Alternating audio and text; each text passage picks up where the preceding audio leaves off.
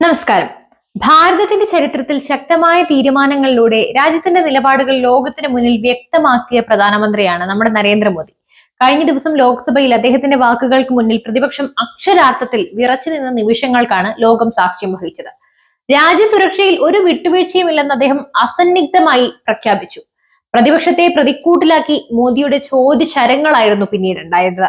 ലോക്സഭയിൽ പ്രതിപക്ഷത്തെ പ്രതിക്കൂട്ടിൽ നിർത്തിക്കൊണ്ട് പ്രധാനമന്ത്രി മോദി ആഞ്ഞടിച്ചു.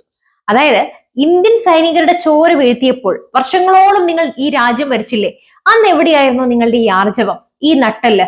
ഭീകരവാദികൾക്ക് നേരെ തിരിച്ച് ഒരടി കൊടുക്കാൻ നിങ്ങൾക്ക് ധൈര്യം ഉണ്ടായിരുന്നു? ഓപ്പറേഷൻ സിന്ദൂർ എന്ന പേരിൽ ഭാരതം നടത്തിയ ധീരമായ നീക്കത്തെ പോലും സംശയത്തോടെ നോക്കിയ പ്രതിപക്ഷത്തോട് അദ്ദേഹത്തിന് ചോദിക്കാനുണ്ടായിരുന്നത് വ്യക്തമായിരുന്നു.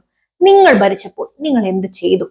ഏപ്രിൽ 22, 2025 കശ്മീരിലെ പഹൽഗാമിൽ നടന്ന ഭീകരാക്രമണത്തിൽ 26 നിരപരാധികളാണ് കൊല്ലപ്പെട്ടത്. പാകിസ്ഥാനിലെ ഭീകര സംഘടനകൾക്ക് ഈ ആക്രമണത്തിൽ വ്യക്തമായ പങ്കുണ്ടെന്ന് തെളിഞ്ഞു. ഇതിന് മറുപടിയായി പ്രധാനമന്ത്രി മോദി സൈന്യത്തിന് പൂർണ്ണ സ്വാതന്ത്ര്യം നൽകി. അങ്ങനെയാണ് ഓപ്പറേഷൻ സിന്ദൂർ എന്ന നിർണായകമായ ദൗത്യത്തിന് തുടക്കമിടുന്നത്. ഭീകരതയോട് സന്ധിയില്ലെന്ന ഇന്ത്യയുടെ ശക്തമായ സന്ദേശമായിരുന്നു അത്. ട്രംപിന്റെ അവകാശവാദങ്ങൾക്കും രാഹുൽ ഗാന്ധിയുടെ വെല്ലുവിളികൾക്കും മോദിയുടെ മറുപടി ഇന്ത്യയും പാകിസ്ഥാനും തമ്മിലുള്ള സംഘർഷം അവസാനിപ്പിച്ചത് തന്റെ ഇടപെടൽ കൊണ്ടാണെന്ന ഡൊണാൾഡ് ട്രംപിന്റെ അവകാശവാദങ്ങൾക്കെതിരെ മോദി ശക്തമായി തന്നെ പ്രതികരിച്ചു. ഓപ്പറേഷൻ സിന്ദൂർ നിർത്തിവെക്കാൻ ഒരു വിദേശ രാജ്യവും ഞങ്ങളോട് ആവശ്യപ്പെട്ടിട്ടില്ലെന്ന് അദ്ദേഹം തീർത്തു പറഞ്ഞു. വെടിനിർത്തലിൽ ട്രംപ് ഇടപെട്ടിട്ടില്ലെന്ന് പറയാൻ മോദിക്ക് ധൈര്യമുണ്ടോ എന്ന് രാഹുൽ ഗാന്ധി വെല്ലുവിളിച്ചിരുന്നു. മെയ് 9 രാത്രിയിൽ American vice president JD Vance തന്നെ ബന്ധപ്പെടാൻ ശ്രമിച്ച കാര്യവും മോദി വെളിപ്പെടുത്തി. പാകിസ്ഥാൻ വലിയ ആക്രമണം നടത്താൻ പോവുകയാണ്. വാൻസ് അറിയിച്ചപ്പോൾ പാകിസ്ഥാൻ ഇന്ത്യയെ ആക്രമിച്ചാൽ അതിനേക്കാൾ വലിയൊരു തിരിച്ചടി ഞങ്ങൾക്ക് നൽകേണ്ടി വരുമെന്നായിരുന്നു താൻ നൽകിയ മറുപടി എന്നും മോദി വ്യക്തമാക്കി.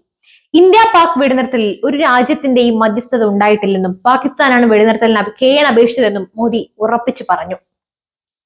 മെയ് 7, 2025 രാത്രി 1:05 ഇന്ത്യൻ സേന ഓപ്പറേഷൻ സിന്ദൂർ ദൗത്യം ആരംഭിച്ചത്.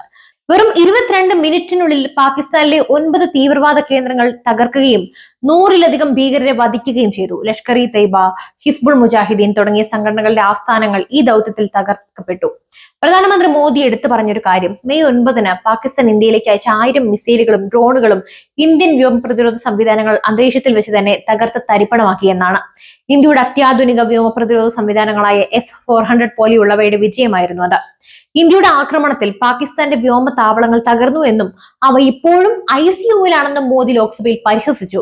പ്രതിപക്ഷത്തിനെതിരെ അതിരൂക്ഷ വിമർശനവും തുടർന്നു.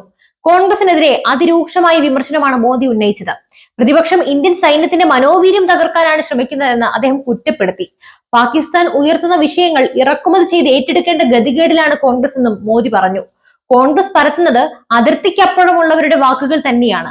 പാക് തന്ത്രങ്ങളുടെ പ്രചാരകന്മാരെ കോൺഗ്രസ് ഇവിടെ മാറുകയാണ്. ഇത് എന്തൊക്കെയായാലും ഇന്ത്യയുടെ വിജയോത്സവത്തിന്റെ സമ്മേളനമാണ്. പ്രധാനമന്ത്രി മോദി പറയുന്നു, ഭീകരരുടെ ആസ്ഥാനം തകർത്ത് ആഘോഷിച്ച ഒന്നാണിത്. രാജ്യത്തെ സേനകളുടെ ധീരതയുടെ വിജയാഘോഷമാണിത്. താൻ പറയുന്നത് ഇന്ത്യയുടെ പക്ഷമാണെന്നും ഇന്ത്യക്കൊപ്പം നിൽക്കാത്തവരെ പാഠം പഠിപ്പിക്കുമെന്നും മോദി പ്രഖ്യാപിച്ചു. പാകിസ്ഥാനി വ്യോമസേനയും ISIയും പിന്തുണച്ച ലഷ്കർ-ഇ-തൊയ്ബ, ഹിസ്ബുൾ മുജാഹിദീൻ പോലുള്ള സംഘടനകളുടെ താവളങ്ങൾ തകർത്ത് ഭീകരർക്ക് സുരക്ഷാ താവളങ്ങളില്ലെന്ന് ഇന്ത്യ തെളിയിച്ചു. ആക്രമണത്തിന് ശേഷം പാകിസ്ഥാൻ വെടിനിർത്തലിന് അപേക്ഷിക്കാൻ നിർബന്ധിതരാവുകയായിരുന്നു. ഇത് ഇന്ത്യയുടെ സൈനിക ശക്തിയുടെയും നയതന്ത്ര വിജയത്തിന്റെയും തെളിവാണ്. പ്രധാനമന്ത്രി നരേന്ദ്രമോദിയുടെ ഈ പ്രസംഗം വെറുമൊരു രാഷ്ട്രീയ പ്രസ്താവനയായിരുന്നില്ല, മറിച്ച് ഭീകരതയ്ക്കെതിരായ ഇന്ത്യയുടെ നിലപാടും രാജ്യത്തിന്റെ സുരക്ഷാ ശേഷിയും ലോകത്തിന് മുന്നിൽ വിളിച്ചു പറയുന്ന ഒന്നായിരുന്നു. അപ്പോൾ ഈ വിഷയത്തെക്കുറിച്ചുള്ള നിങ്ങളുടെ അഭിപ്രായങ്ങൾ തീർച്ചയായും കമന്റ് ബോക്സിൽ രേഖപ്പെടുത്തുക. പ്രതിപക്ഷത്തിന്റെ ഇത്തരം തരം താഴ്ന്ന രീതികളെ കുറിച്ചും നിങ്ങൾക്ക് രൂക്ഷമായി തന്നെ വിമർശിക്കാം. പുതിയൊരു വാർത്തയും വിഷയവുമായി വീണ്ടും എത്തും വരെ നന്ദി.